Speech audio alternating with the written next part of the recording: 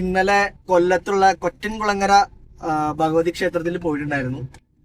അപ്പോ അവിടത്തെ ഒരു പ്രധാന ആചാരം എന്ന് പറയുന്നത് നമ്മള് കഴിഞ്ഞ 2 വർഷങ്ങളായിട്ടാണ് നമ്മളൊരു കുറച്ച് റീൽസ് ഒക്കെ വൈറലായപ്പോഴാണ് അവിടുത്തെ പ്രധാനമായിട്ടുള്ള ഒരു ആചാരമാണ് അവിടെ ആണുങ്ങള് സ്ത്രീവേഷം കെട്ടി വരുന്നത്. അത് പറയുന്നത് ഐശ്വര്യത്തിനും സമ്പൽ സമൃദ്ധിക്കും പിന്നെ വിവാഹപരമായ കുറെ കാര്യങ്ങൾക്കൊക്കെയാണെന്നൊക്കെയാണ് അവിടെ ചെന്നപ്പോൾ ഓരോരുത്തരും ഓരോ രീതിയിലാണ് പറയുന്നത്.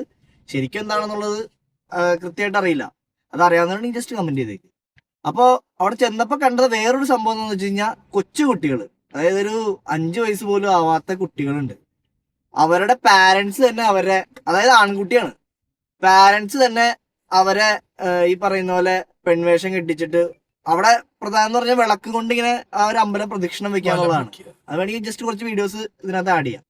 അപ്പൊ ഇങ്ങനെ നടക്കുകയാണ്. അപ്പൊ അവിടെ വെച്ച് തന്നെ ഒരു തോന്നിയൊരു ഡൗട്ടാണ്, ഒരു 3-4 കൊല്ലം അല്ലെങ്കിൽ 2 കൊല്ലെങ്കിലും അടുപ്പിച്ച ഒരു ഒരു സ്ത്രീവേഷം കെട്ടി അവിടെ നടക്കും, ഒരു ആൺകുട്ടി സ്ത്രീവേഷം കെട്ടി ഇങ്ങനെ നടക്കുമ്പോ അവർക്ക് സ്വാഭാവികമായിട്ടൊരു ഫെമിനിൻ ക്യാരക്ടർ അല്ലെങ്കിൽ അങ്ങനത്തെ വേഷം ഇടണം എന്നുള്ളൊരു ചിന്ത വരില്ലേ?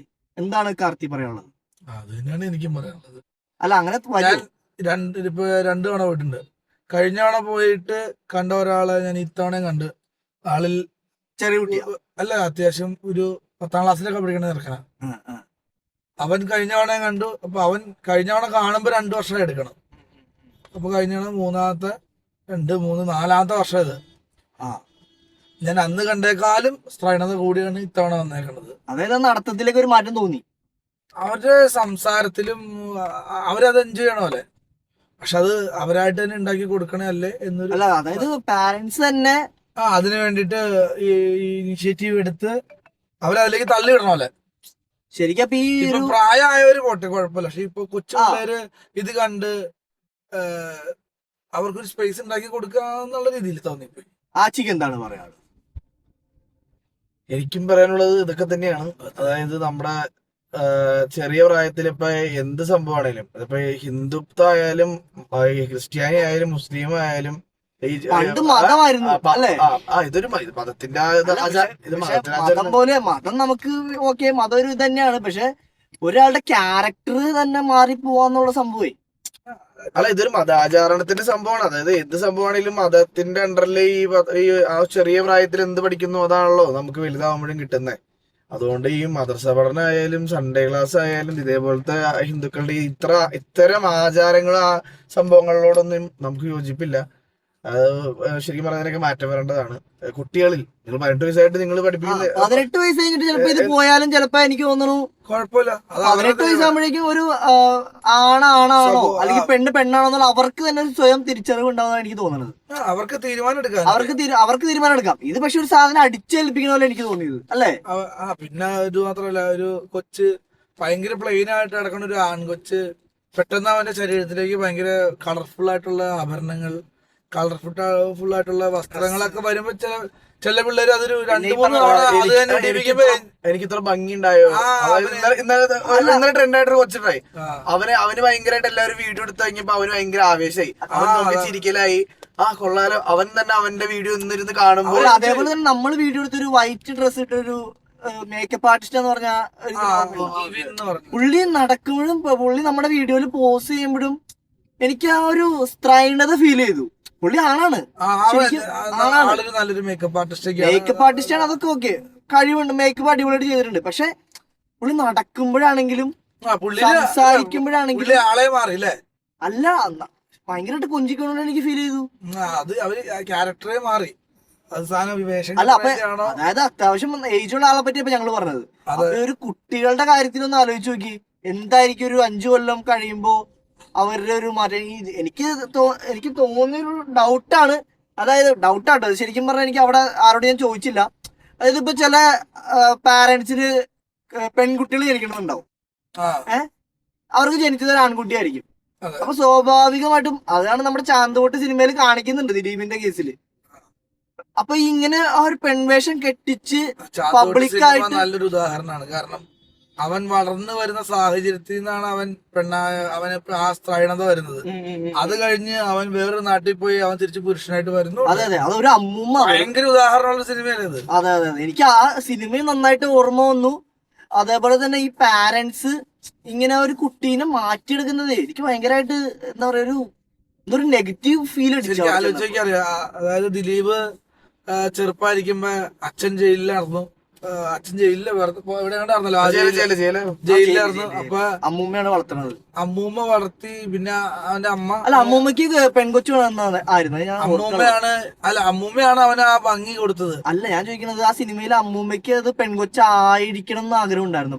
അമ്മൂമ്മക്ക് പെൺകൊച്ചിനെ ഇഷ്ടം. അമ്മൂമ്മക്ക് പെൺകൊച്ചിനെ ഇഷ്ടം. പെൺകൊച്ചുങ്ങളാണ് ഇഷ്ടം. എന്നിട്ട് സുകുമാരി അമ്മ അവന് കണ്ണെഴുതി കൊടുക്കുക, പൊട്ട് തൊട്ട് കൊടുക്കുക, കമ്മലിടിച്ചു കൊടുക്കുക, ഇതൊക്കെ ചെയ്ത് പുള്ളിക്കാരി അത് എൻജോയ് ചെയ്തോണ്ടിരിക്കുകയായിരുന്നു.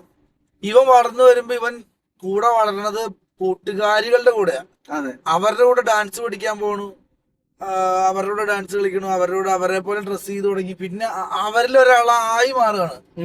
അത് കഴിഞ്ഞിട്ടാണ് ബിജു മേനോന്റെ കൂടെ പോയി കഴിഞ്ഞിട്ട് ബിജു മേനോൻ അതിൽ നിന്ന് തിരുത്തി നല്ലൊരു പുരുഷനായിട്ട് അവന് അപ്പൊ അതിൽ നിന്ന് മാറി വരാം. പക്ഷെ എത്ര സ്ട്രഗിൾ ആണത്. സ്ട്രഗിളാണ്. അവൻ എന്തോരം നാണം കിട്ടും. അത് ഒക്കെ ഒരു ശരിക്കും പറഞ്ഞാൽ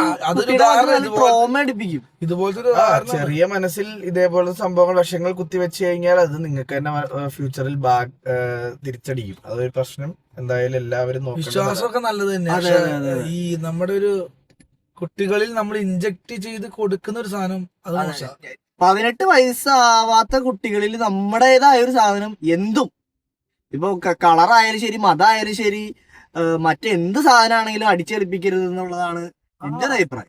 വേണ്ട, 18 ആവണമെന്നില്ല. അവർക്ക് തീരുമാനം എടുക്കാൻ പറ്റുമ്പോ അവർക്ക് ഇഷ്ടമാണ് ചെയ്തോളുക. ഇങ്ങനൊരു വഴിപാടുണ്ട്, ഇന്ന അമ്പലത്തിലാണ്, നിങ്ങൾക്ക് ഓക്കെ ആണ്. അല്ല ശരിയാ, അവിടെ വന്നാണ് കുട്ടികളൊന്നും ചിലപ്പോ അവർക്ക് എന്താണെന്ന് പോലും ഒരു ഐഡിയ ഉണ്ടായിട്ടുണ്ടാവില്ല. നിങ്ങൾക്ക് ഓക്കെ ആണെന്ന് നോക്കി അപ്പൊ നമുക്ക് ചെയ്യാലോ എന്ന് പറയാൻ ഓക്കെ. അത് അവരെയും കൂടെ സമ്മതം കൂടി. അത് ഇപ്പൊ സോഷ്യൽ മീഡിയ ഒക്കെ ഉള്ളതുകൊണ്ട് ചിലപ്പോ ഇത്രയും വീഡിയോസ് ഒക്കെ വരലാകുമ്പോ അടുത്ത കൊല്ലം ഇനി ആൾക്കാർ ഈ തവണ 25,000 വരുന്നുണ്ടല്ലേ? അങ്ങനെ എന്താണ് കേട്ടത്? നല്ല ആൾക്കാർ ഈ തവണ 25,000 എന്നുള്ള അടുത്ത ചിലപ്പോ 30,000 ആവും. ഒരു ബിസിനസ്. അതായത് 25,000 ആൾക്കാരുടെ 100 രൂപ കൂപ്പൺ വെച്ച് മേടിക്കുന്നുണ്ട്.